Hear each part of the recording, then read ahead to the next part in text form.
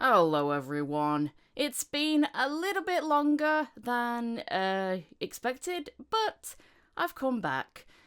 Just so you all know, the show will come out bits at a time because asking people to come here can take a little time sometimes. So, yeah, be patient with me.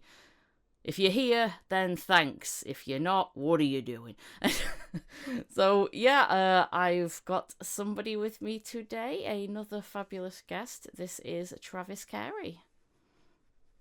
Hello, everybody, my name is Travis Carey. I am an actor in Canada, and Canada is where the weird things happen. So, thank you for having me on the show today, everyone. Oh, yes, Canada is where the weird things happen, apparently. That's oh, very, I, and very I true. and I thought the UK was crazy. Well, Oh, it was great. oh, it's good to know that there's a crazier place than the UK. We're the younger brother of we're like the younger stepson of like the UK, and like don't go off and go do weird things. I'm like I can't make that promise, there, Dad. Plus, as well, being under our Commonwealth, you're just as silly as we are, I Under, guess. oh That my makes, I mean, God. considering that, I just thought about it. You're under our Commonwealth, so yeah, you're just as silly as we are. Under the God, what a monarch! You're under my Commonwealth. I love that. I love that. But yes, yes, we all go to the same Commonwealth games. Yeah, we do, and we have a good time. Well, we don't do it, but our countries do, representing countries do. But yeah. Oh, oh yeah, the World Cup was on recently, as you all know, and Canada did amazingly in that one game with 6-all. So yeah, that was amazing. I absolutely loved seeing that one. It's a It's a shame Yeah, you left early though. But that one was amazing. yeah. That one day we played. Oh my gosh! Like the entire nation was like, "Ah, yeah, we finally did it. We're relevant in soccer." And then nothing. We're like, all right, pack it up and go back to the hockey, field hockey, whatever. We're gonna leave the round ball for somebody else here. It's good though because you were also one of the hosts for it as well, so you didn't I totally know lose out. we needed a W for that. We needed a W. We gotta host something. We gotta try. Yeah, I mean, if you're given the opportunity to host, it's like, yeah, come on then, bring it here. Let the whole world see how amazing stadium and how we show soccer to the world. Why not? Look, I'm not saying we could make soccer better by significantly putting everybody on ice without skates, but I'm thinking it might loudly make us have a better shot at winning it. Yeah, I feel like I don't know if it's just the UK who call it football. I don't know if anyone else does too, but Oh no, no, no, no! My dad does because he watches the European League, and he's like, "We're watching football." And I'm like, "Which one, Dad?" And then and then he was like, "No, we're watching real football." I'm like, "Got it." real, So yeah, not the one you don't use your feet in. That's not football. yeah, it's hand egg. Yeah, yeah, it is pretty much. No, no, it's American football, and I actually do like watching that too. Um, yeah. So thank you for having me, by the way. Yeah, no problem. This is what the show's about, though. We just chat, we have a good time, but we can all sorts of stuff, and get my sentences muddled while I'm at it. But yeah, just tell us a little bit about who you are, so everybody knows who I'm talking to. Well, my name is Travis. I am a voice actor out of British Columbia. I have been doing unprofessional business work since about 2013, and then I started doing it more professionally in 2020. I've been doing voiceover so for probably about it'll be 13, so it's 13 years. Uh, just on my own time, and then just working with different companies and studios. Of course, I'm self-represented right now. I'm still looking for another agent, but that's just my own business here. But yeah, I've been doing this for a while. Most people, if you know what I do, I have done a few things on YouTube. I've done a few indie animations. I've worked a lot on games. But the thing that most people will know me for, or at least kids will know me for, is that I worked on the show Hot Wheels Oh, as some of the voices of a couple of the Hot Wheels monster trucks. oh wow, that's all Yeah, fun. It's great. I even have like the little monster trucks beside me, so like a little motivation, be like, this is why you're doing it, to go and like be one of these guys. Yeah. Oh wow. I mean, it's like I say, I'm professional myself, but I'm more like indie professional right now. So like again, self represented, like how you're doing right now. I like, Um, yeah, I've, yeah, yeah. I've got my eye on a couple of places, but yeah, bit step at a time. It's how we've all got our own way of Mhm, doing it. of course. Yeah, but no, Hot Wheels, damn. Yeah, I've loved working with the Hot Wheels company. Mattel has always been really good to me, and the studios that have been recording with me, they've come to know me the last 6 and 7 years. They have had me on the studio. They've had me most of the time in my own booth that I have here, but they always come back for more work because apparently my characters are really popular, so I don't get my characters don't get changed so far, and I love playing all the characters I get on the show. Oh, nice. I mean, I was thinking about like you mentioned Mattel and that. I was like, well, you know what? I'd love to do one day if I did something with Mattel. I'd love to do one of those funny Barbie cartoons that they do because those scripts for them are Oh, incredible. oh, oh, the bar like so I am a parent, and I do anyways. My point, I have watched the Barbie stuff, and the Barbie stuff is wild. The acting is great. The scripts are even better. Just where are they going with all this? So yeah, I think you would be a perfect kind of character from Barbie. You would fit in very well. Uh, I hope so. That'd be something. I mean, I'd love to be. I'd love to be in Barbie. Not playing Barbie herself because I'm pretty sure they keep particular people playing her. But Uh, anybody else yeah, that just pops in, even for like a brief moment, I just come in and just say something completely out of ridiculousness. out of context. Yeah. Yeah, I just make it into one of YouTube's out of context compilations. Yeah, that's my personal, like, when I am a geriatric at 90, I'm gonna turn on what is the future of YouTube and just go like, "Oh, compilations of out of context," and I want to be like number 57 at best. At best, anything higher is too high for me. Oh yeah, I mean, if I was in a compilation, it would be probably for a cartoon show or a video game. More than likely, probably a short cartoon show, or I just appear out of nowhere and just say something, and then they're like, "All right, that happened." All right then. But I'm just simple like that. I like my comedy. I like my comedy either simple or sarcastic because that's Mhm. that's where it all lies with me. Oh yeah, I mean, if you're comedy to me is, it's either one of two directions. It is uh really out of context things that you can bring then forth later on to laugh at, or yeah, that dryness there to it, where like you don't know where the punchline is, but there is a punchline, and you're gonna get hit with that upper hook of upper. You're gonna get hit in the face with it. Yeah, definitely. So Anyways, go ahead. I love that one. We've all done that. We've all gone anyway. We've all done Yeah, that. I flatlined this. My brain just flatlined. I was like, okay, well, you're gonna ask me a question. Go there. um. So when did you start doing voice acting? Like when did you think that yeah, this is the job for me. I'm gonna go for this. So basically, where how this all came to be. Back in 2011, 12, and 13, around that time, I was schooling for different things to become a teacher. Ended up not becoming a teacher.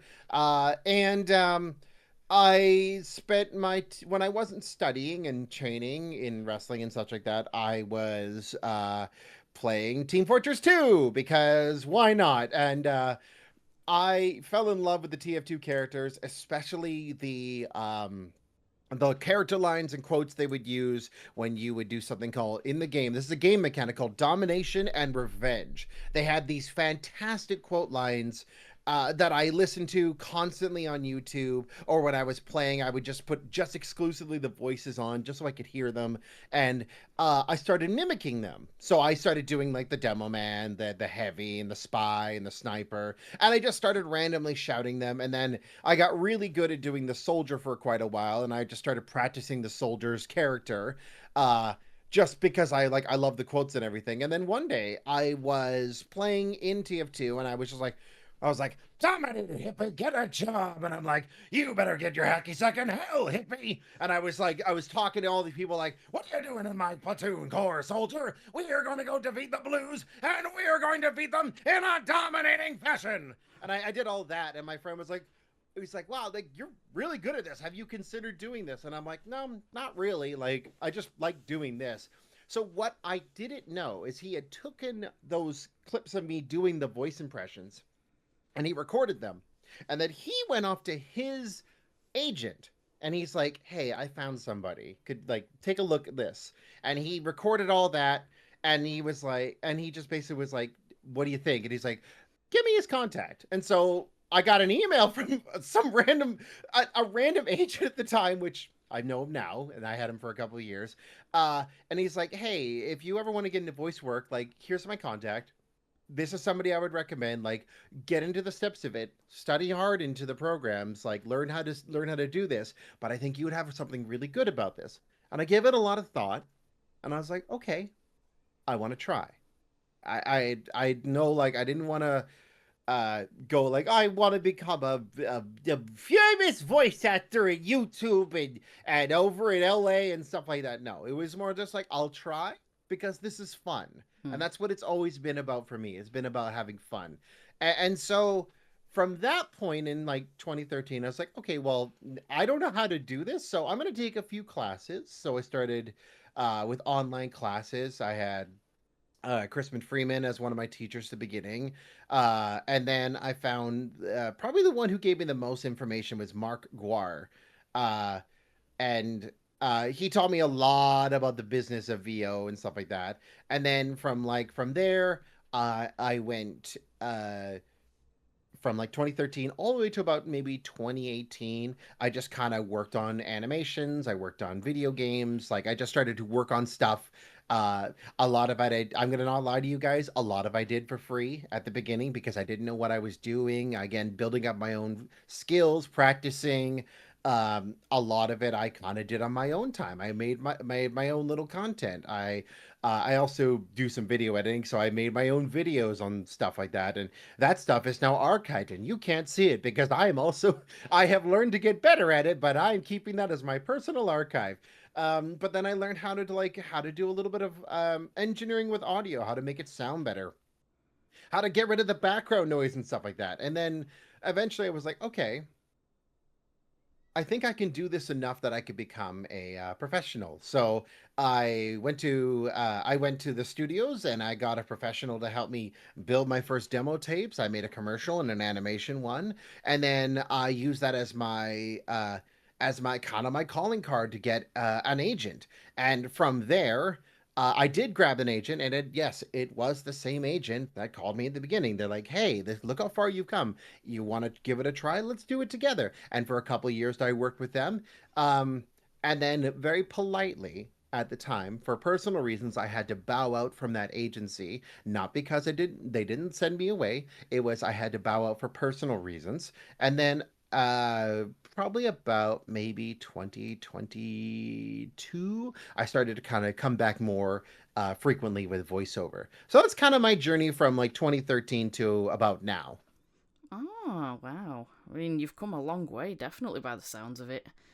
I've the previous voice journeys that I've heard from the other guests have all been so different, and they've all come their own way in their own time, and it's Yeah. every single one of them is just it proves a point that you're all on your own journey.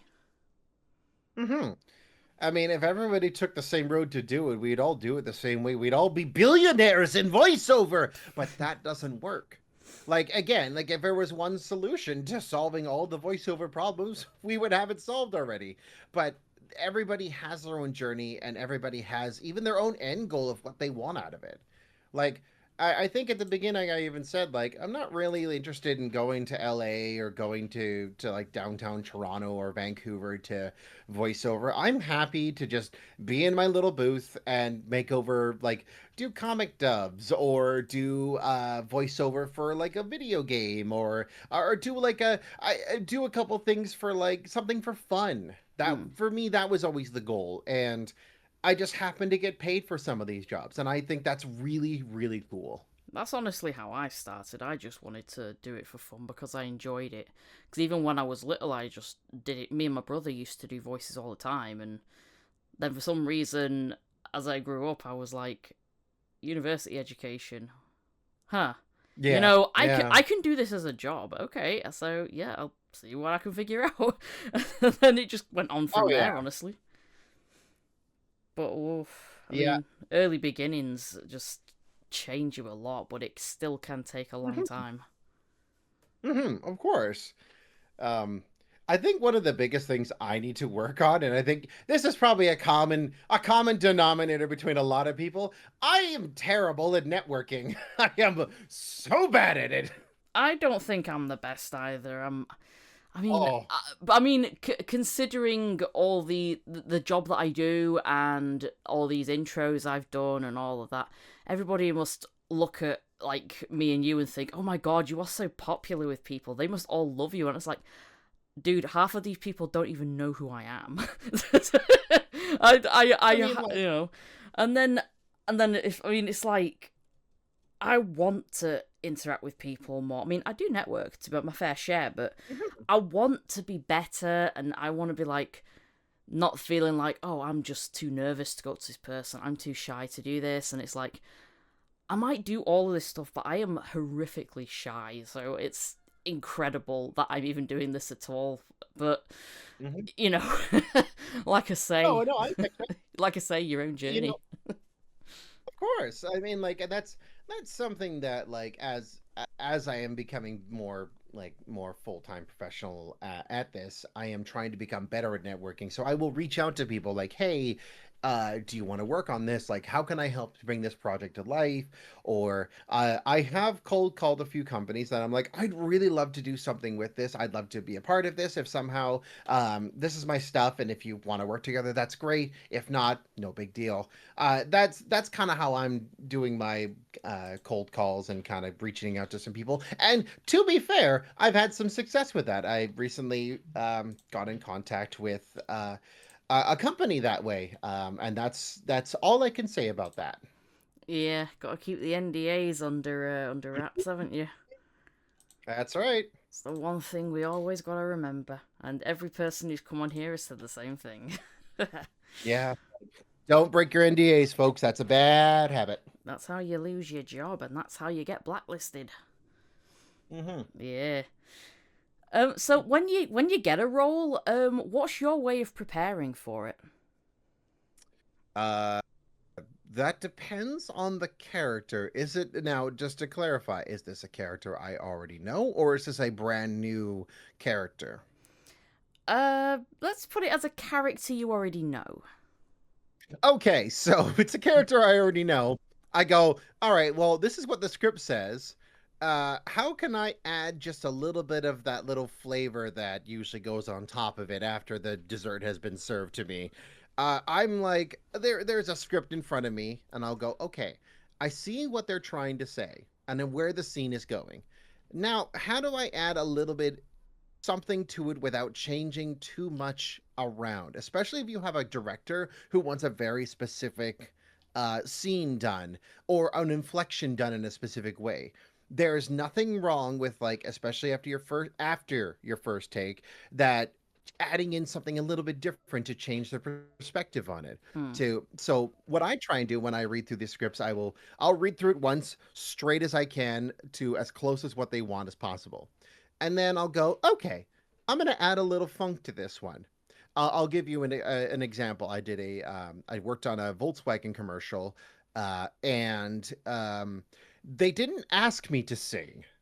Mm. But I tried to afterwards, and while they said, "It was very funny, we might use this later, we're not gonna go with that one, we're gonna use the original take you did." So I did my first take as close as I could, to what they asked for, and then my second one was just like, "Okay, let's get even sillier with this. How far can we push this, and then how far do we have to bring this back?" And that's kinda how I handle familiar characters, because I know them well enough. Yeah. If it is something new, uh, to be honest with you, if I have a visual image, because I do learn visually, I'll look at the character, and usually the first voice that comes to mind kind of templates where I'm gonna go, and I also read the description, which is huge. Guys and gals and non-binary pals, please read the description of the character. Do not be like me and realize this very silly-looking character is a serious character with a deep voice that looks like a sparkly princess. I have done this, and I made the mistake. Yeah, gotta read your descriptions, because it's like they say, don't, like, just like in real life, don't judge it by how it looks. It could be totally the opposite. Yes. So especially with new characters, I'll give it a good once over, like just like reading through the character, looking at the character, the expressions, especially if directors, if you have multiple different expressions these characters go through, like you have an image of them happy, sad, annoyed, giddy, disgusted, or like even neutral expressions that just kind of sitting there. What's going to be going through their head? That visualization is huge for actors, because then we get to put like visuals to brain and see like, yeah, this character doesn't make as big of an expression as they would when they're happy or sad. So maybe their range of emotion is more internal, where they're conflicted internally. Whereas somebody who is more bombastic and has their like the wider mouth expressions, their eyes bug out a lot more, is a more visually outdoor expressiveness, so like extroverted a lot more, and you can be a little bit more like louder with your character without even noticing it. Like there are subtleties in visuals that I look for whenever I read through characters, and that's kind of how I do my first impressions. I look at the visuals. If there are no visuals, I will read through the character, and I will just kind of go like, okay, well, if this is how they want it to go, how would I feel about this particular thing and scene? Mm. That is, I'd say it's very similar to how I would do it, but I think for me it's a bit more right. The character looks like this. If there's no image, I still read the description anyway. But Of course. I tell you what makes it tricky though. There's some that I've come across that either barely give you a description. They just say this is a sort of voice I want, and they're going to be happy and peppy, and it's like, I suppose in a way it's kind of testing you as to figure it out through there, but it's Well, still not a ton to go on, really. and to be fair, I have to give a little credence to those who do that. Sometimes people don't know what they want. They're like, I want a character, but I just don't know what the voice is yet. It Mm, is anybody who gets a role can and I know you know this one.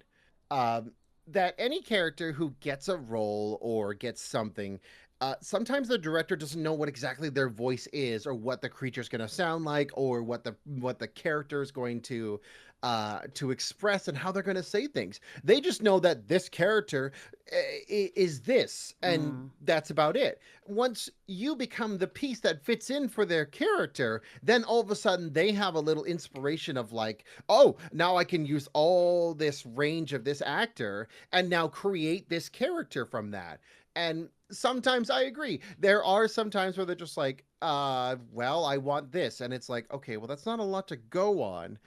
And I find that in those situations, most of the directors are kind of like, I don't really know what exactly I want, but it's somewhere around here.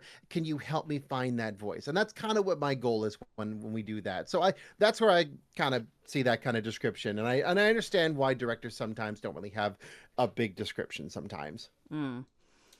Can it's yeah, no, I understand that. Sorry, I get a little lost words sometimes. It's when I'm really thinking about what you've said, and I'm like, "Ugh, what do Oh, I just get lightweight sometimes. No, that's fine. I'm passionate about a lot of the direction for characters sometimes, and I kind of go like down a tangent hole. So sorry. Is that one of the more challenging parts for you, or is there something that's a bit more challenging? In what sort of way? Like, what do you mean challenging to like go and find a description, or like I mean, just in general? oh, I mean, in the sense, no matter how much information you're given, it's figuring the voice of the character through what your interpretation of what you've read or what you've seen. Is that Yeah. yeah? Is there like much bigger challenges that you feel in your voice acting career, like a bit more challenging than that in that sense? Is if you get what I'm saying, I'm just talking. No, no, you're good. You're good. I understand. Um, I find yes, that could be a challenge, and there are other challenges kind of like that I have in voiceover, especially when I'm trying to read for a character. It's not. I mean, this is not even just in character voiceover. I'm talking about like in narration, commercial, all sorts of those stuff. Like trying to and it sounds a bit silly, but trying to sell the product to not only the director but to the consumer as well. Mm, That is not just exclusive to commercial stuff or promo. That's also in like video game and everything like that, because you're trying to convince people that you are this character. And going from like this is a character I voice to I am this character. And knowing the difference between the two of them and developing from one to another is a challenge. And that is a challenge that I am slowly getting better at, being able to shorten the loop between I voice this character and I am this character. Um, getting the because you can hear it in the delivery like some of you guys out there who are doing voiceover right now, you're going to find that you're going to do an audition or something and you go, that was a really good audition. And then later on you're going to go back and listen to it like, this is what it sounded like. Okay, well, that's kind of not where I was thought I was going to go, but all right then. There has also been characters that I'm like, oh man, it was such a good audition. I gotta, I'm pretty sure I'm gonna get this, and then I don't get it, and then I go back and I listen to like who got it, and I'm like, okay, so this is the direction they want. Why didn't I go that direction? Sometimes that will trip me up too, mm. and it's nothing you did wrong. It's just that's the at the time what you thought about when you were doing the job, and there's nothing wrong with it. You're not a bad actor for doing that. It just at the time the director heard this and the director heard another person and they chose that other person. It literally could come down to the slightest inflections, and it's not you being a bad actor. It's they at this time wanted that voice. And that's the things that I'm kind of still working on, is like how do I become that character so that I can overwhelmingly convince somebody that, hey, I'm the best person for this role because this is the character I want. So whenever Mm. I do deliveries of voiceover, promo, commercial, animation, doesn't matter, I make sure that I put myself as like, I am in this. I am this person as much as I can. And that's kind of the things I'm working on right now. And it is a challenge. Yeah, it's the idea of making the character your own, but at the same time thinking, what does the director want initially? But even when you really put your focus on it, 90% of the time, I've said this before, 90% of the time you're gonna get a no because you're up against so many other people, and Yeah. there can only be one. As dramatic as that sounds, Oh yeah, no, um, it's Highlander rules. It's okay. Auditioning is Highlander rules. There really can only be one at a time, because you can again somebody could politely bow out from a job and then that job opens up again. And it's like, hey, we'll go in. But yes, there can only be one. And if it isn't you this time, that just means that you're one step closer towards your next one that you're going to get. yeah. Plus, as well, you've got more time to practice your craft, and you could do Hey. personal projects, and you could audition for as many things as you can, and Mhm. like I say, most of them you'll get a no, but the more you audition for, the more yeses you may end up getting. You've just got to Mhm. keep doing it. Hmm. There has to be a certain amount of just like I just gotta keep trying. Yeah. That's got the you gotta have that right gusto, and you have to be okay with being told no, because it's okay to get told no that you didn't get the part. It does not mean you're a bad actor. It just means you didn't get the part. Yeah. It takes a bit of time to get adjusted to that and not feel hurt every time you get a no, but once you realise that this is the job, you just become numb to it. I have anyway. So I just get a no and I'm like, oh, okay. no, yeah, you gotta shrug it off sometimes. I'm actually gonna run over to it. I'm listening here. Just I'm gonna grab something here as an example of what I'm talking about here. Let's go to. I'm gonna go to my account. I have a Voices account because that's where I do actually a lot of my higher like my other jobs. I'm Yeah. gonna go through my statistic for just a second here. Okay, Yep. Yeah, no problem.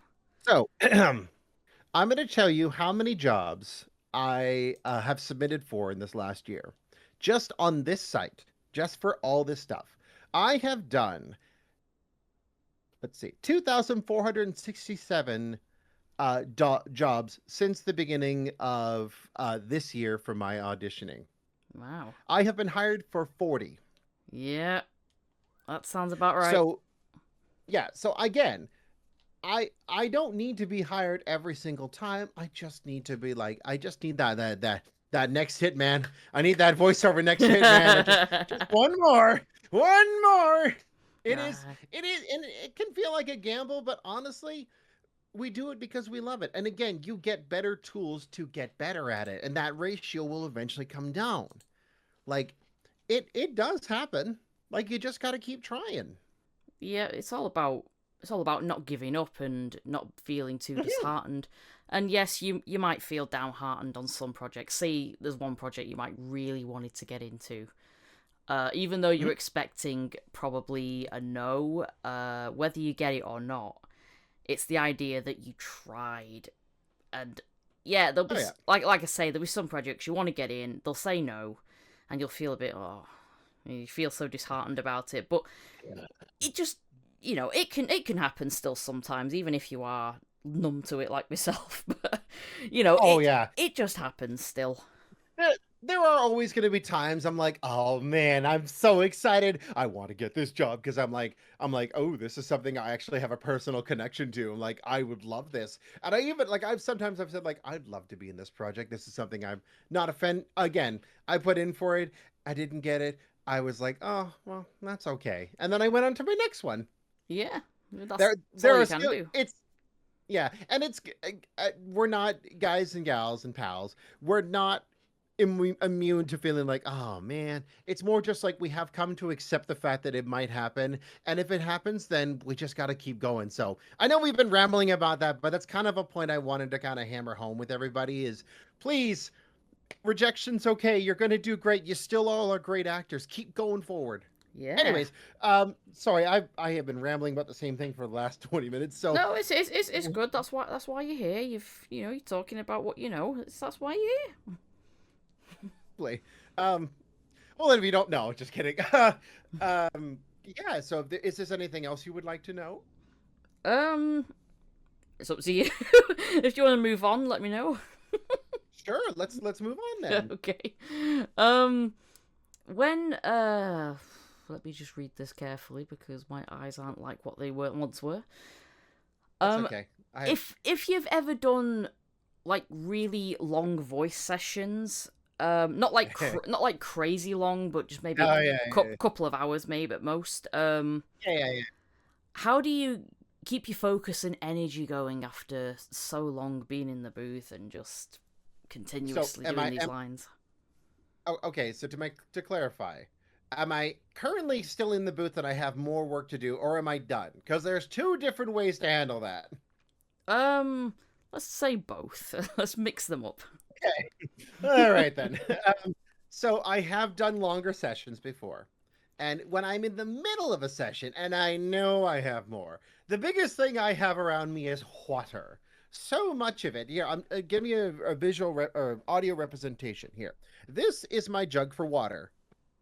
This jug is now 2 liters full of water right now. It is a Stein glass I have, and I take little sips out of it with a silly straw, and then I get back in the booth and get to work.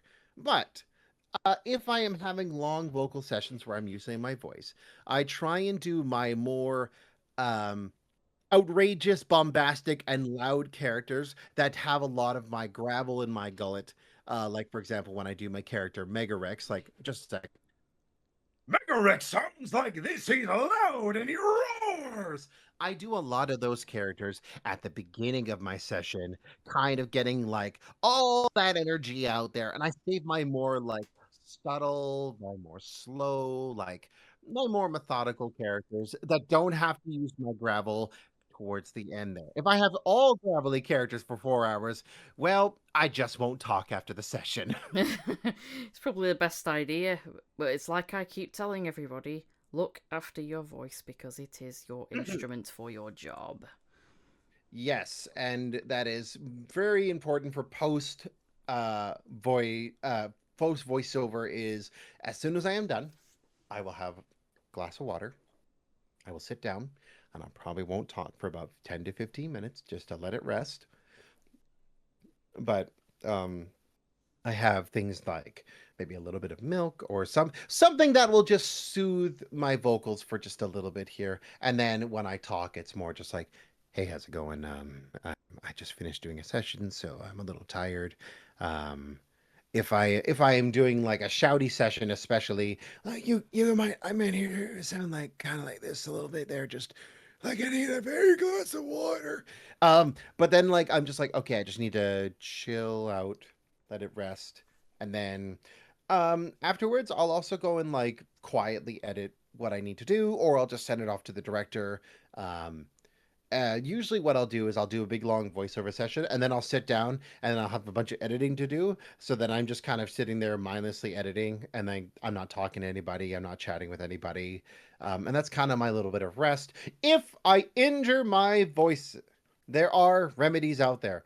I do not have these remedies, nor do I remember the name, but please go look for something to help remedy vocal cords. My recommendation, if anything else, have a lozenge. It does make a big difference when after post voiceover because you're going to feel scratchy, you're going to feel sore. Have a lozenge. Don't have an intense one. Have a gentle lozenge. Just go talk to your pharmacist about gentle lozenges, and hopefully they'll understand what you mean. Tell you what I've found that helps as well if my throat's a little dry is I have a thick glacier mint and I just suck on that. Ooh, They are really oh good. yeah. Oh yes, we have those here in Canada. I know exactly what those are. Good choice. Good choice. We have yeah, those little mints out there. They come in fancy packages here. They look like the old like rolling tape gum. Like it's like you pull it out, it's like, oh, it's like tape, it's gum, it's great. Mm, But they were, and then I opened it up, it was mint. I'm like, well, what the heck is this? And then I'm like, oh, these are good actually. yeah. Oh, they. I don't get sick very often, but Mhm. when I do get colds, we do like to get those mints and suck on them when we've Oh got yeah. dry throats, and it's just, it really does keep it down. So when I've had a bit of a session where I'm just doing a weird gravelly way or whatever, Yeah. it does affect my throat. I do feel it in there for hours, so I will drink a Mhm. lot, and if I've got a mint to suck on, I will absolutely do that as well. Oh, It's lovely. always good to keep something handy. If you don't have anything to suck on, just keep drinking and drinking. It doesn't matter if you go to the toilet all the time, because that's good for you as well. Mhm. Oh yeah, that's a heads up for anybody who's doing a long session. Please do all of your bodily functions before you record. Please do that. I know it sounds weird. I know it sounds strange. Go to the bathroom, wash your hands, clean up, get a drink of water before you start your session. Because typically, if you're in a recording session, it's just a little awkward to go like, "Hey, I got to go to the bathroom." It's understandable, but try and do that before your session because I've done that before. I'm like, I have to go to the bathroom. I'm so sorry, and then I ran out this session, and it's like, well, I could have avoided this if I just went to the bathroom before the session. Oh yeah, make sure you go. Don't get caught short, as they say. Yes, yes. That's a great. Don't get caught short. That's great. I'm gonna let. I'm gonna talk to some of my friends about that. Just don't get caught short. Yeah. Um, when you do voice acting, would you call it a more competitive craft or a more friendly one? What I mean is in the sense of Are you are you okay with like Yeah. making? Do you make friends with other voice actors that you compete with, or do you just see them as just a rival and think, I want to be ahead of you? I really try not to do that because honestly, most of these people want you to succeed. Like there are always going to be people who want you to go down with the ship. Like there that I will never deny that. There are always going to be actors who are like, I want to be ahead of you. I want to be getting the roles. Mm. Okay? I will acknowledge that. However, 99% of the other actors who were in the voiceover and filming industry want you to succeed. Mm. Because if you succeed, you can help them succeed too. It's like a hand-holdy race. We're all trying to kind of cross the finish line together. Why in the world would I want to make enemies of people unless they're being, a jerk to me first? If Yeah. somebody's like being a jerk to me first, I'm like, well, either you're having a really bad day or F that guy or F the game. Yeah, you know what I mean? Yeah. But I genuinely want to make friends in the voiceover world, and I do have some people who are doing voiceover who I'm still friends with now. A buddy of mine has been way more successful than I have.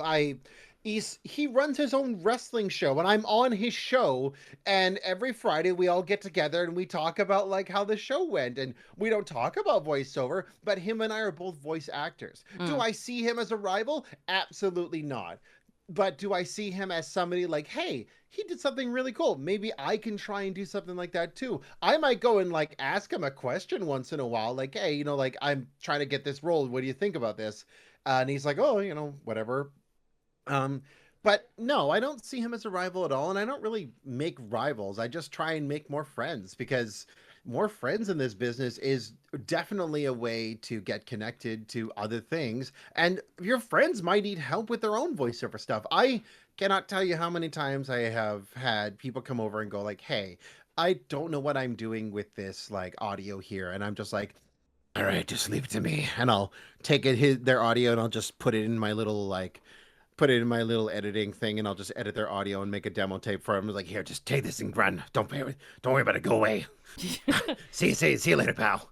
And I just like, but that's what we do. We try and help each other. So, in my personal opinion, make friends, don't make enemies. Be competitive. Don't sell yourself short. If your friend's going for the same audition, both go and try it. Yeah. But don't if they get it, don't be a dick about it. Yeah, I mean, is an example is a friend of mine.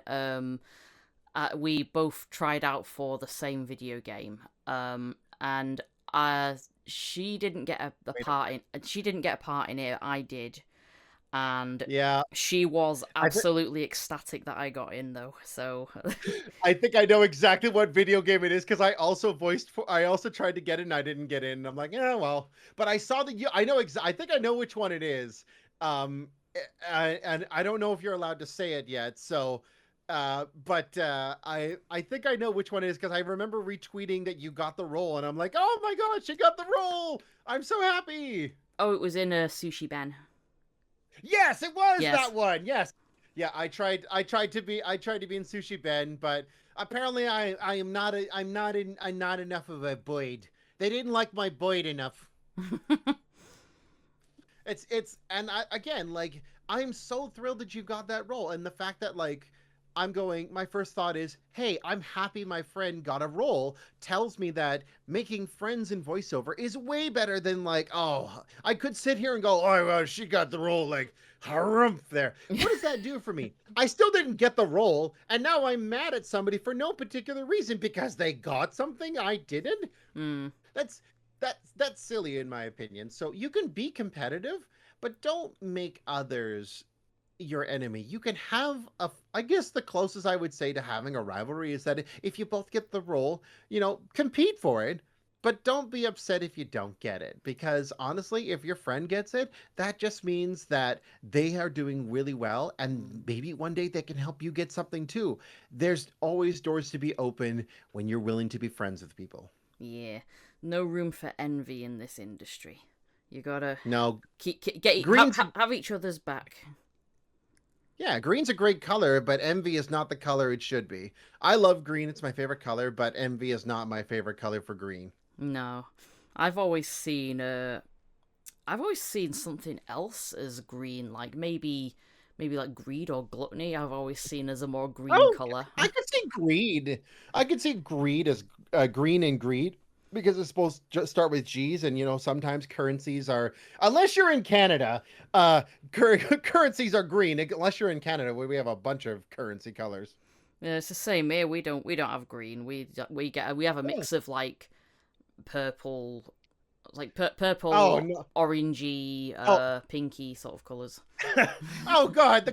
This is the Commonwealth colors. They're like, all right, the first rule in Commonwealth thing here, we're gonna make everyone's colors different, or everyone's money different colors. It's the Commonwealth colors. Hooray! And I'm like, okay. Well, uh, now it makes more sense. yeah, yeah. That's probably why, because it's probably copying how our money kind of looks. So that's probably why. But, hey, you know what? To be fair, it does make it a lot easier when I want to tell which is a fiver and a 20 and a 50 and 1,000. Like there's different actual colors to it. Yeah, it's like a £5 note. It's probably the only green note we have, but even then, it's barely green. Yeah, we have a $20 Canadian bill, and it's the only green color there. And then we have blues and pinks and purples, and then we have orange, and then we have brown $100 bills with a goose on it. It's got a goose. Oh, Oh, apparently we're changing our money. We're putting a different image on our money. We want to put a beaver on the back. I'm not sure why. I'm I was not. gonna say we don't even have a beaver on our money. We have like politicians and some imagery of like a bunch of stuff, but a beaver? Yeah, No, that's too much. That goes on the nickel. yeah. I think that's because we've started getting wild beavers here again. Because the Yeah, bit. sorry, our shipment of wild beavers has gone a little overboard. We send you way too many. I'm sorry. Like I said, we're making room for all this other stuff. We're just like, we know what do we do with these beavers? I got it. We're sending it over to England. Yeah, we're low on beavers because We're low. we're low on beavers. We need. Our dams are not. We're trying to build more dams. Send the beavers back over there. Get them over there. Get them out of here. We got too many trees. Get them building. I love that. Like, just waking up in the morning if I'm in England, I'm like, man, there's so many trees in my way here. Just, ugh. If I only had some beavers out here chewing on them. I will say, That's Canada's one of the major countries my mum would love to visit, and well, yeah, she just. it's you know what? If you come to Canada, just go and enjoy yourself. Like pick a spot and then talk to the locals and ask what to do, and they'll probably tell you the same thing is, oh, there's a lot of trees or something to look around in, except for that middle part there. No, don't go there. That's all flat and everything there. Yeah. But in all honesty, if you come to Canada for a good time, you're gonna find it. You're gonna find a lot of, like, how do I describe this? You're gonna find a lot of scenery, like those like photos they take for postcards, and like, Oh yeah. oh, look at this beautiful like escapade of water and everything, and people are like, this country's so beautiful. I'm like, I'm so used to seeing this that this feels like nothing to me. If I could look at like a bubbling river, and there's like deer and like little chipmunks and butterflies going around, and it's like a story, like a fairy princess is about to start singing. I'm like, screw that. I'm off. I'm out of here. I'm gonna go to my Tim Hortons. Oh yeah, all of us all are into Tim Hortons. It is almost like a religion here. I'm sorry.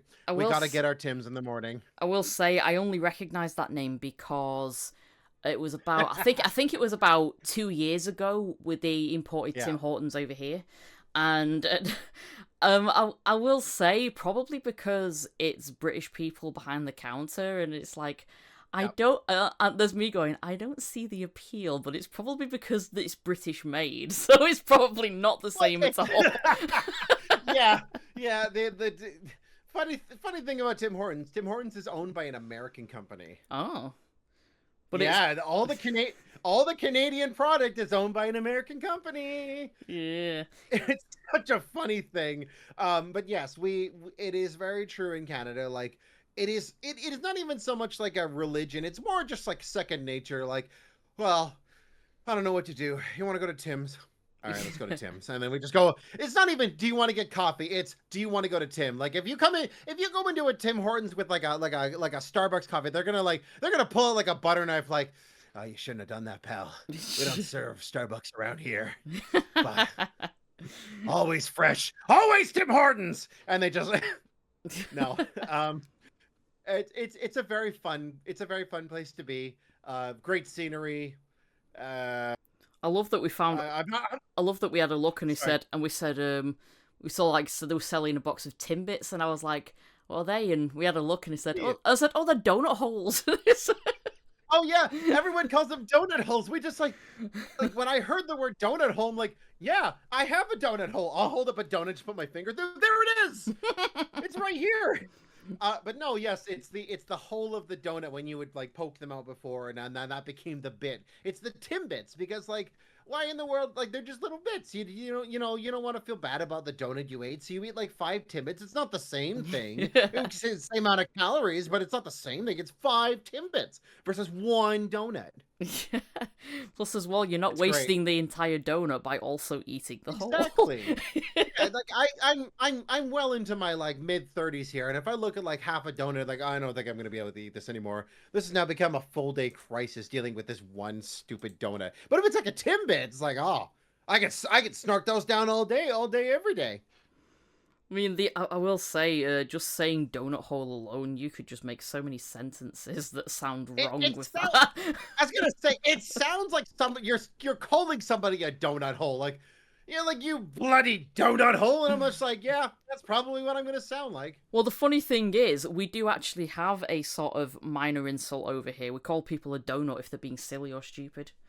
They're absolute don't. Yes, I have heard this one before, and I love the fact that a baked pastry can be an insult there, Yeah. and that's great. We have hoser for goodness sake. There are people who call each other hosers here. They're calling like a common garden hose as an insult. Yeah. I mean, there's so many things we've used. We use food for insults sometimes. Like we use donut. We've called. I think there's a very very old one. I don't know if people still use it now. We used to call them like a cabbage. Oh, you're an absolute cabbage, yeah. You cabbage. Oh, You cabbage. there's some things we use for like pet names sometimes. Like they say that like for a pet name you might say you're right sausage. Yeah. Just you're all right. It's not even you did good. It's you're all right. Yeah, we use That's good appraisal. we use sausage as like a sign of affection to somebody. So like, you Oh, okay? of course. So it's like, how you doing? So it's like, how you doing, sausage? Yeah, it's yeah, it's a little like I mean, for goodness sake, honey. Honey's an absolutely perfect word for that. Like honey is like a sweetie pie. Like very baked goods are good things to call people. I like the idea of somebody just called a donut hole. Yeah. Like such a great name. I just love the idea of like running up to somebody going, shove this up your donut hole. Shove this up your donut hole. Don't you offer them a Boston cream and say that, and you're just like, here's a Boston cream, shove it up your donut hole. Oh my god. I'd get threatened with it. I have no hole and I must fill it. This donut hole was made for me. Is there anything else you'd like to ask me before we get off topic here? Well, this is what we do. We just have a good time. It's fine. I didn't know if I was supposed to have like written like strategic questions. You don't understand. Like when you told me like, oh, there's questions to do this, I prepared answers going like, okay, I am ready if they're just gonna ask this question or like if I have to like co-analyze this, how do I say this without like exposing my NDA, or like how do I cover this? And I'm like, now we're just talking about insulting people with our donut holes. That's natural. That's the natural conversation I was talking about. Do you think I have a natural conversation with my voice and attitude? Absolutely not. You have heard the recordings I have sent you as Elliot. Yeah. Oh, just so those of you who don't know, what he means is he voices one of my characters in my series, Shelley Kitten Elliot. I voice the character of Elliot, and he's so cool. Yeah, he's a shy kitty. He's a very shy kitty, and that was when you sent me that. The first comic was the one we had to retake again, but after that everything else was good. We had to change a very specific word, and you know exactly what that word is. Yeah. And when I read that, I was like, I don't think I want to use that word. And then you sent it back an email like, I really like this, and I'm like, yeah, I agree. Yeah, to be fair, I was just starting out, so I had no idea what sounded a bit weird without intentionally sounding weird. And again, you recognize it and you're like, okay, let's change it. And it sounded fine afterwards. Like, there are some of those comics I've gone through and I'm like, I really like this one. There was one comic we did where Elliot gets in like a beautiful dress and he's like, okay, well, like, I look good in this dress. And sorry, just a moment. And Elliot goes like, oh, like I fit really good in this dress, and like I rock it right now. And I saw all the comments are like, oh, I understand where Elliot's coming from. Like, oh, this is so cool. Like, and to me, I'm like, yeah, that was the delivery I wanted. I wanted this to be like, hey, it's all right. You can wear whatever you want and feel happy about yourself. As long as you rock it, that's the way to roll. Yeah, that's what I like. So it's like Elliot is not really a drag queen, but he is not bothered about what he wears. If he wants to wear something pretty, he'll do it, and The that's absolutely fine. And that's Elliot is a unmistakable amount of Riz without even trying. yeah. I mean, Yeah, if he was to marry, he'd be the one in the dress. Really, let's just say. I mean, like, again, I think that he would make a. I think he would be rocking that dress anyways. But like, I remember there was one of the comics where he like just they're playing games, and I think Monty hurt his leg or something like that. And he's like, "Oh, Monty, just here, let me just take your feet." And anyways, that sentence is going anyways down the drain. He's like, "Oh, let me just put your leg on here. Let me help you out." Unmistakable Riz wasn't even trying, but he somehow just like instant like, "Oh, I get you, girl. I get you."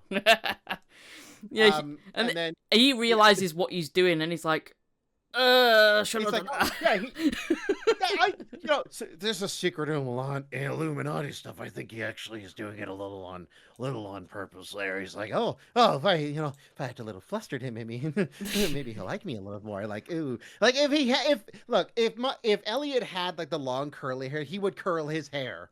Like if we somehow get him in a wig, I would love to see him just sitting there like, hello there, just curling his hair. I don't have hair to curl, so it's fine. Yeah.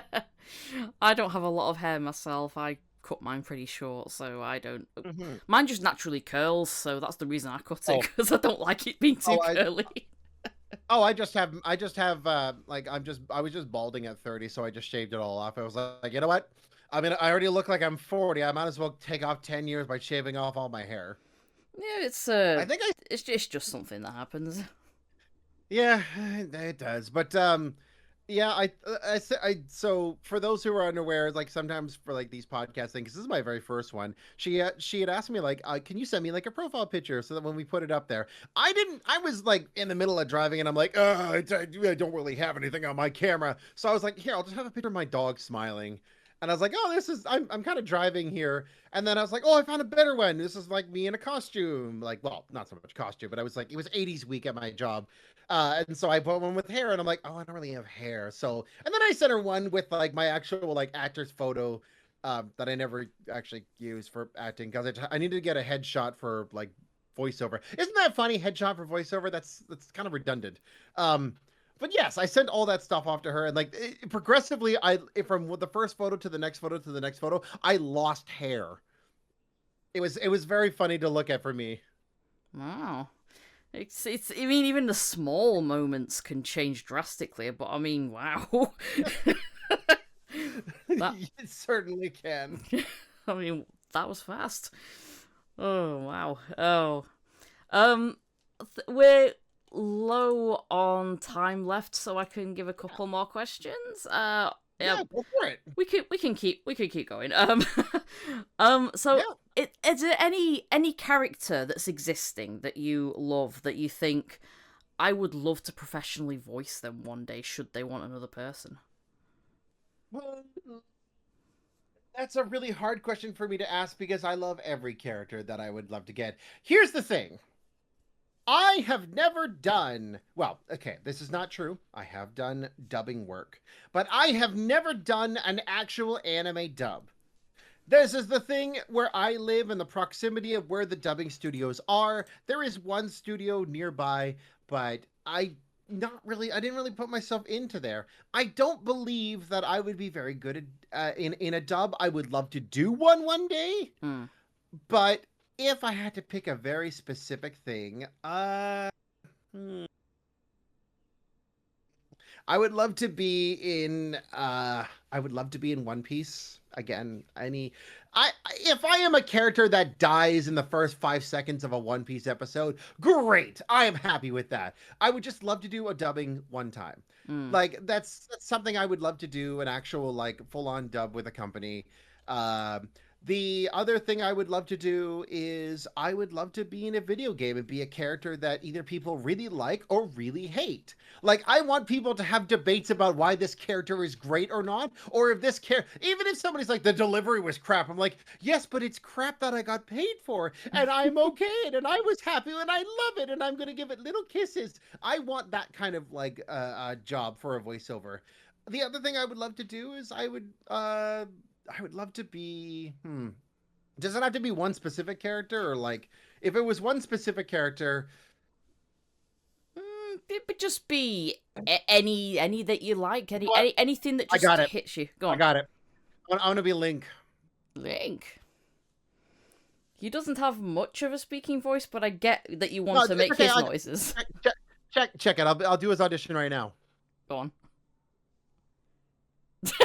Yes, pretty much. Oh, you're Flawless. hitting noise.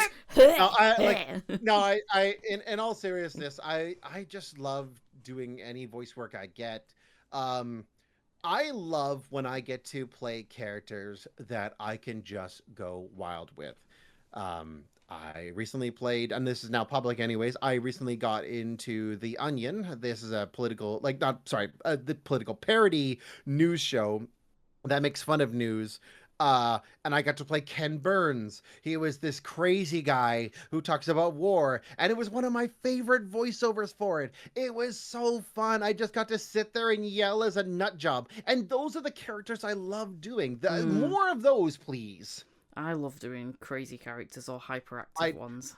I don't ask me to be an anime protagonist. Like I would love to do it, but don't ask me to do it. It's not something I'm good at. I'm not a character built for. I'm built different and in all the wrong ways. I am built to be a nut job, a gremlin, a minion. I am not meant to save the day. I am meant to go like, yes, I'm here to take over this world with my master.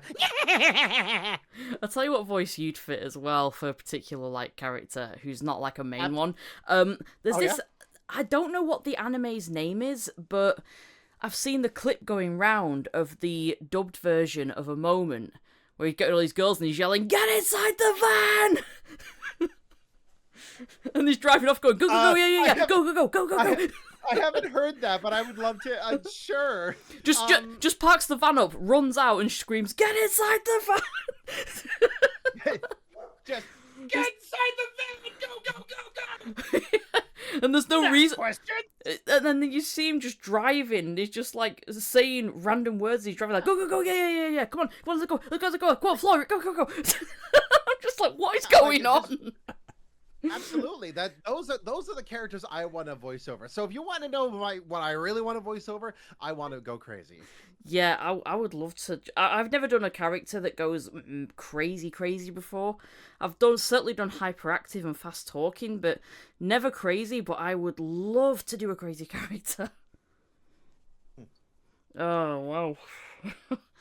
I mean that delivery alone on that one is just wow. I mean, that dub. I mean, a lot of people go like, "Oh, I prefer dubs to subs." It's like, listen to some dubs, and you'll hear the actors absolutely give it their all. I have never thought that like choosing between subs and dubs should be an opinion. It should just be like, hey, I like both of them. Everyone has their own deliveries on things. I'll watch One Piece with subs. I'll watch Naruto with dubs. Like I like both of them. I love a bunch of other things like subbed and dubbed. Again, I also don't really watch as much anime as I used to, because my own favorite anime, Hajime no Ippo, is never going to come out again, and it's never going to be played again. And anyways, so I know, but like anything involving the sub and dub stuff, like just honestly, everyone's putting their efforts in, and you can hear it. Those who like I wouldn't say earn their pay, but like those who put in everything behind the role. It is amazing to hear. Whether it's in English, Japanese, German, Russian, like almost everybody, has put in all their effort into it, and you can hear it. Yeah, You can definitely. also hear you can definitely hear some like Japanese actors who like you can tell they're just kind of phoning it in, and you can tell the ones that are not phoning it in that put everything into it. That's Yeah. the same applying here in North America. Yeah, I mean, just because they speak a different language doesn't mean their acting isn't as good or better. It's, Yeah, it's just a it's matter of the performance itself. yeah. And I do think that's because a lot of the people growing up and learning to this, they only had the sub. And the sub was the beginning of it. And that's all they had at the beginning. And that, like, I wouldn't say nostalgic, but like that's what they have grown up on. And when if you don't grow up on something, you're gonna be like, okay, well, it obviously like it sounded better this way in the subbing. And because they're like, this is dubbing now, this is not something I grew up with, so there's a bit of an adverse reaction to it. But then it's like, okay, well, maybe if you only grew up on dubbing, I wonder if it would be any different in subbing. It's Mm. like when I switched my games over, like all the video games I had as a kid were all in like English, and then I had a game, Claire Obscure 33, and I tried to listen it in English, and I'm like, this is pretty good. I tried to listen it in like I put the subtitles on in French, and I'm like, okay, this is where like I can now understand why their mouths are moving this way and their voices are speaking this way. And to me, I'm like, okay, that was pretty good. Mm. I liked both of them, but I got the cadence with the French version of it. Yeah. All Yeah. it's Sorry. again, it's all a matter of opinion, and it's also keeping that opinion as your own, and rather than somebody goes, "Oh, I like this. I'm allowed to disagree," but then other people are like, Absolutely. "No, you're not allowed to disagree," and that's where the And problems manifest. that's, if somebody tells me, no, you're not allowed to disagree, I'll be like, well, I disagree with that. Goodbye. And I I I just I'm like the guy who puts the two peace fingers up and I just disappear. I disagree that you disagree with my disagreement. We can agree to disagree to disagree. Let's try saying that while drunk. uh, I no, I don't. I can't. Um, yeah. So that was it. Is there anything else you want to ask me before I go crazy? Yeah, we're just the last bit now. Oh yeah. The one of the things that I do with every guest that comes on at the end of every show is I give them the opportunity to ask a question to me. So, is there Oh, anything you want to ask me? No pressure, just something I do. a question for you. Hmm. Uh, Doesn't even have to be VA related. Could be anything. yeah. So when is the next Shelley Dumb comic coming out here? I'd like to know. I can get booking in advance. No. No. In all honesty, where do you want um when you are trying to do your voiceover, when you're trying to reach out to people, like even with this podcast, even with any of your reaching out, where do you want at the end of the day everybody to go with this? Like, do you want this to become like my full-time thing, or do you want to do this as a passion project, or do you like, obviously making money doing voiceover, super good, makes help pay for the bills a lot easier, but like, is your end goal to make the money, or is your end goal to have a good time? And whenever you bring somebody in to do a voiceover job, are you intending for them like, hey, because I'm not gonna lie, like you and I have done paid projects today. You have paid me to do voiceover with you, and at the time I'm kind of like, oh, that was great, but I probably shouldn't be asking somebody I'm a friend with to pay me in this. But then like, no, this is a professional business here. So like when you ask somebody to come on and do all this kind of stuff, like where is the professional line for you and where's the passion line for you? If that makes any sense. Oh no, I think I get it. It's honestly a good question. It's not something I've thought too deeply about, really. But if I'm friends with people, it's good to keep the business going, whether your friends or not, to a degree, because um, like you say, it's business. It's not really a casual thing. But I Mhm. feel like if you already know each other, you could talk about it and kind of make the agreement so that you're both happy with it. And again, it works even if you don't know them. Um, I just feel like if you don't know the person, it's a little harder to discuss because you think, oh, they're gonna think I'm trying to rip them off or something. Yeah. um, but for me, it's more for the passion. But if I get a bit of money, that's great because first thing is I'm poor. Mhm. I don't have a lot of money. I always run out of money. So Yeah. I do need the extra money, but I will not rip people off, and I will not demand pay when I go and do things. I just say if somebody says, "Oh, will you dub a comic for me?" and I'm like, yeah, sure, my prices are here." Because that's the first thing Yes. I'll do. Yes. But if they say, "Oh, well, I can't really afford it because," da, da, da, and I'm like, "Oh, okay, that's okay." And it's like, "Well, what is it you want me to do though? What is it you wanted me to do?" And I'll have a look at it, and if it's not that big, I'll be like, "I'll do that for nothing." Yep. I mean, I'm not gonna lie to you. There have been a couple of games that I've worked on, and I'm like, "Hey, what's your budget?" And they're like, "Well, I don't really have a budget." Well, if you're gonna pay somebody, pay the other actors. I'm good on this one. I can cover this. I just wanted to get in there and have fun making a character. My only sometimes when that does happen, I'm like, if you're making a game, send me a copy. Other than that, we're good. And I've done that for a few voiceover jobs. There's some stuff that is in the works that I can't say, but two of those jobs that recently came out, there's a game, Relic Arena. I talked to one of the directors and I said to him like I know you guys are trying to put your money into your game and make it a passion project. I'm on the team with you. So let me cover what I can for voiceover, and just if you have money for voice actors, chip it towards somebody else. I'm good. But like that was somebody I knew who without him I wouldn't have been able to like get more voiceover jobs. But there's also like, yeah, like I have marketed rates and all that kind of stuff.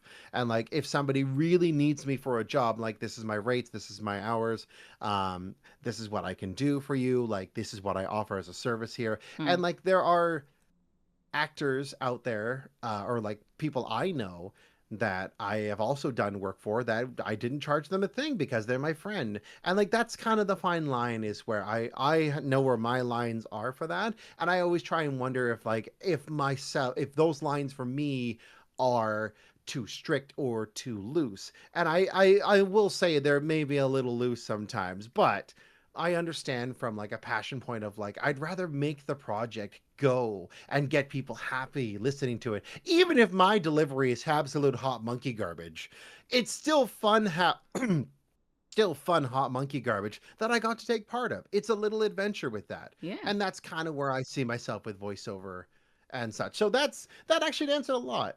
Yeah, I mean, I'm happy to do projects for free if people can't afford it because I know what it's like not to have any money on you. So Hmm. I get Yeah. so I get that, and it's like if I like what I'm seeing, I'll think, do you know what?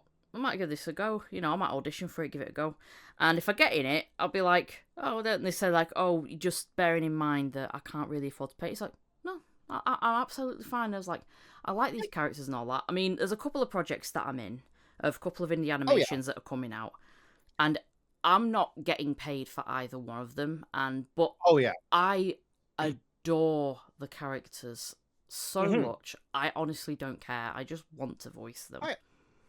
If any director is listening that doesn't have a budget and just wants to get people voicing out there, there are people kind of like us who would love to do it anyways because it's so fun. Like there was a show that was getting produced and I was like, wow, these characters are so cool. I want to dub this character. I want to be this character. Hmm. And I threw out my audition. I didn't get it, but still I tried anyways. And I knew that there was no budget going in. I just wanted to be in it in the first place. Um, there are projects that are brought to me and they do have a budget, and I'm like, okay, well, let's work with this. And even if the budget's like not that great, and that's not on them, that's just because they want to put their money towards something else, and I'm like, yeah, let's make this work. Like, here's how we can make this work. I'd rather do that than be like, this is my flat rate for this and this. A little bit different when it comes to like, that's mostly animation and gaming. There are some differences when it comes to like commercial and promo, especially because when I do those jobs, they have a budget, and the very specifically, this is what they're paying for and this is what I'm going to be doing. Like, it's all 1 2 3. I have invoices, I have like, here's the filing accounts for this, they're taxable and everything like that. Hmm. Yeah. I mean, like I say, I've got my fixed budget, but Yes. I can't expect everybody to afford that, even if it's a reasonable budget. I can't expect everybody to say I can pay you that. And I was like, yeah. And it's like, I know, but I like your characters. I want to try out. Mhm. Okay. All right. So, with that, we've come to the end now. So how are you feeling? Thanks for coming on. Well, no worries. Well, I'm probably going to go do the dishes, then go running, go get my dog, and then uh, I'd go to work. Yeah. As much as I love doing auditioning, I still have a job to do. I am for just a bit of a context, I am also trained as a paramedic. So Nice. I gotta go help people. That's my other job. Yeah. We're still people. We know we do funny voices, but we still do people things and be Hmm. people. So yeah. Yeah. Yeah, Well, and if I can say anything else to anybody out who's listening right now, your journey is your own. Follow it, enjoy it, and when you're done your journey, whether that's at the end of the road or in the middle of the pack, turn back and look back at it once in a while. You'll be surprised how far you've come and where you're willing to go. I think you're all doing great, and thank you for having me today. absolutely no problem. I mean, I'm thinking of like doing when I've had a few people on. I'm thinking of like just doing like two people at a time in the future, maybe for like people I've had on just to see what Like happens. a, like a debate, like objection there, your voiceover doesn't work here. I'm gonna be like a voiceover like the hot takes court with the voiceovers. Oh God. Oh well, that'd be interesting. If I get to that point, yeah, I'd love to try that and Of see what course. happens. But no, I'd love to have you back at some time. Oh, of course. Yeah. So I will. Everybody, thanks for listening and tuning in, and I will see you all in the next one, whoever it is and whenever it is. It will happen. But I will see you all next time. Bye. Goodbye, piece of chicken grease.